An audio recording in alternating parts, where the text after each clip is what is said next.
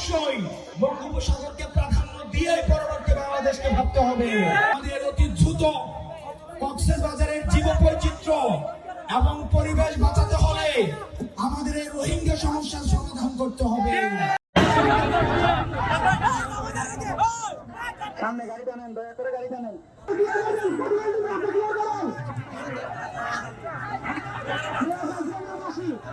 থেকে এসেছে, দখল করছে, মানুষের জায়গা জমি দখল করছে, চাঁদাবাজি দখল করছে, আবার নাকি সেই সংস্কার বুঝে না।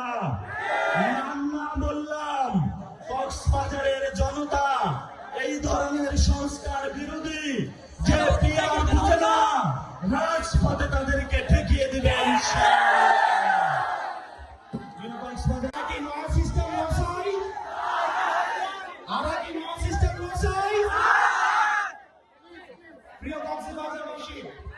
আপনারা জানেন পরবর্তী বাংলাদেশের ভবিষ্যৎ হচ্ছে বঙ্গোপসাগর ঘিরে। আমাদের পরবর্তী বাংলাদেশকে নিয়ে ভাবতে হলে অবশ্যই বঙ্গোপসাগরকে প্রাধান্য দিয়ে পরবর্তী বাংলাদেশকে ভাবতে হবে। প্রিয় কক্সবাজারবাসী, আপনাদের কক্সবাজার যেমন অপার সম্ভাবনা রয়েছে, ঠিক একইভাবে অনেক সমস্যাও রয়েছে।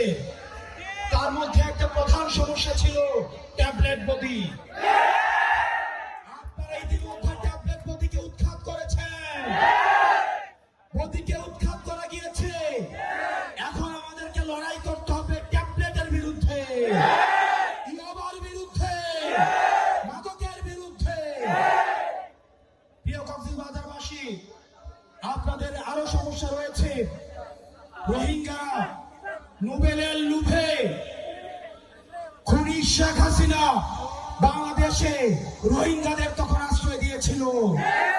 কোন সেফ এক্সিট নিশ্চিত না করে রোহিঙ্গাদের ভবিষ্যৎকে ঝুঁকিপূর্ণ করে তুলেছে। আমাদের অতি দ্রুত কক্সবাজারের জীববৈচিত্র্য এবং পরিবেশ বাঁচাতে হলে আমাদের এই রোহিঙ্গা সমস্যার সমাধান করতে হবে। পরবর্তী বাংলাদেশের আমাদের এই পর্যটন শিল্পকে আমাদের প্রসার এবং বিকাশের জন্য যে কোনো ধরনের নীতি নির্ধারণের পর্যায়ে কথা বলতে হলে কক্সবাজারের মানুষের সাথে কথা বলতে হবে। এখানের মৎস্য চাষীদের, লবণ চাষীদের যে ন্যায্য হিস্সা সেগুলোকে নিশ্চিত করতে হবে।